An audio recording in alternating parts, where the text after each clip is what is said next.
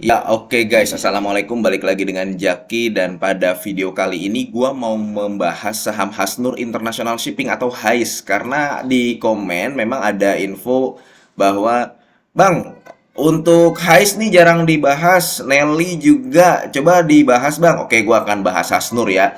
Untuk Hasnur ini sendiri sebenarnya adalah perusahaan yang didirikan, ini sekilas aja sih, perusahaan yang didirikan oleh pasangan suami istri di wilayah Kalimantan ya, itu tahun 66, 19 sekitar tahun 1966.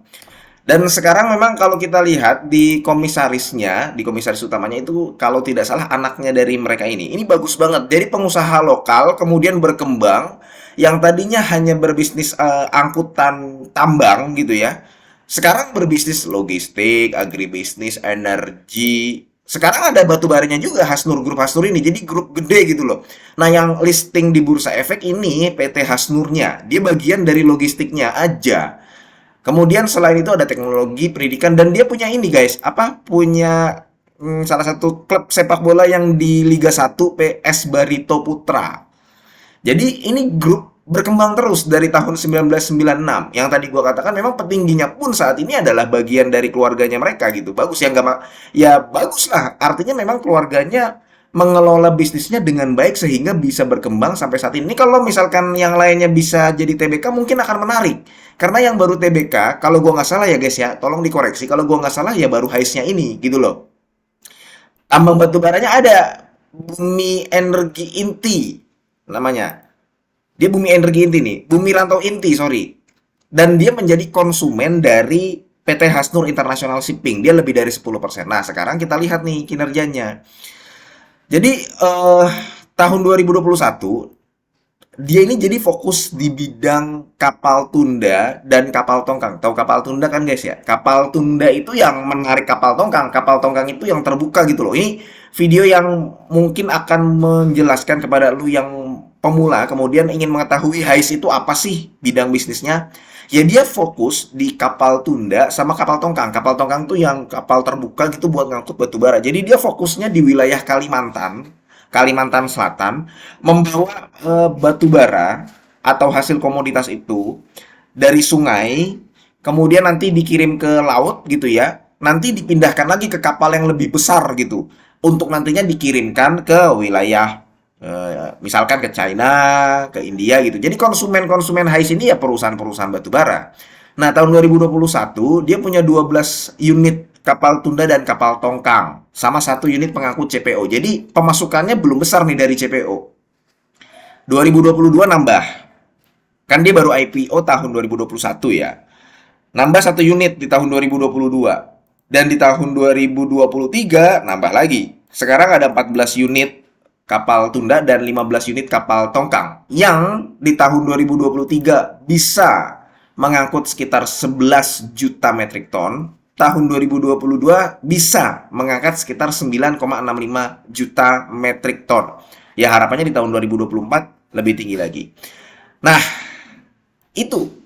Kemudian gini guys, kalau lihat dari komposisi sahamnya, kenapa gue katakan HAIS ini menarik? Dan gue memasukkan HAIS sebagai perusahaan, salah satu perusahaan yang berpotensi membagikan dividen itu menarik, dividen yield. Ya kalau dilihat dari komposisi sahamnya, ya hampir bisa dipastikan ya. Dan sejauh ini beberapa tahun ke belakang, memang gue lihat itu pembagian dividen payout rasionya atau dividen yieldnya itu fair gitu loh. Dividen payout rasio dari HAIS itu biasanya 30%.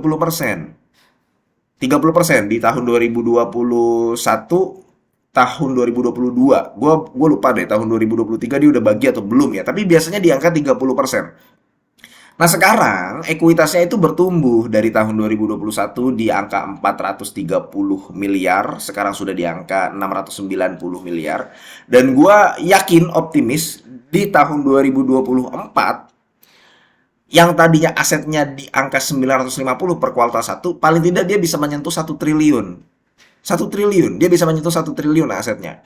Nah, sekarang perusahaan ini bertumbuh, ya kan? Kemudian industrinya memang masih terkait dengan harga saham, sorry, masih terkait dengan batu bara itu sendiri. Dan kalau kita lihat batu bara ya masih di situ-situ aja. Bahkan cenderung naik, sekarang ada di angka 140 US dollar per ton. Dia nggak turun tuh ke angka 90, ke angka 80. Dia stabil nih di sini nih. Tuh. Nah, karena kaitannya erat dan di kuartal satu dia sudah menunjukkan bahwa EPS-nya ada di angka 11,27 atau bisa dikatakan 12 ya. Kalau di RTI belum keluar. Ya, ini menarik. Perusahaan mana yang bisa membagikan, memang bukan salah satunya sih, tapi jarang ada perusahaan yang bisa membagikan dividen payout ratio 30% dengan dividen yield ya di angka 6 persenan.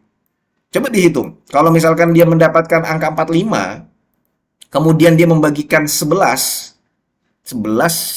atau 13 nih, katakanlah dia membagikan di angka nih EPS full year-nya ya. Kita kan coba menghitung kasar aja, 45 kemudian 30% dari 45 ini.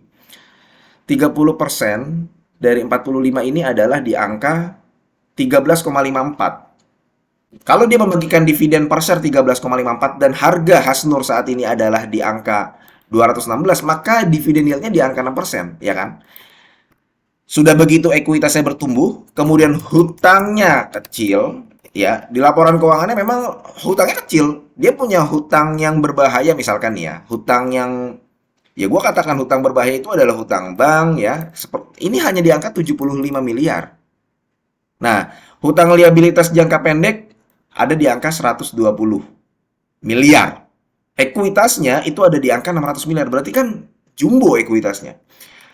Ekuitas jumbo, hutang kecil, dividen yield bisa 6%, dividen payout ratio-nya 30%, artinya dia tidak membagikan untuk mencapai dividen yield 6%, dia tidak membagikan dividen payout ratio yang besar. Itu kan suatu hal yang luar biasa.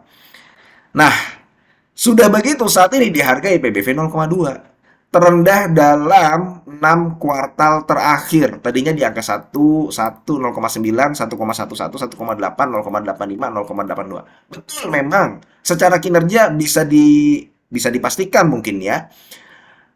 Di tahun 2024 ini lebih kecil daripada tahun 2023. Tapi kan sahamnya menyesuaikan dan valuasi sahamnya saat ini juga sudah berada di angka 0,82. Jadi menurut gua kesimpulannya adalah Hais ini termasuk perusahaan yang bisa lu lirik, bisa lu coba cari tahu, bisa lu kulik dan dia perusahaan yang bagus untuk dikoleksi.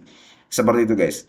Mudah-mudahan video ini bermanfaat dan semoga lu sehat selalu sehingga kita bisa bertemu kembali di video-video selanjutnya. Ini bukan ajakan jual beli. Gua akhiri wassalamualaikum warahmatullahi wabarakatuh.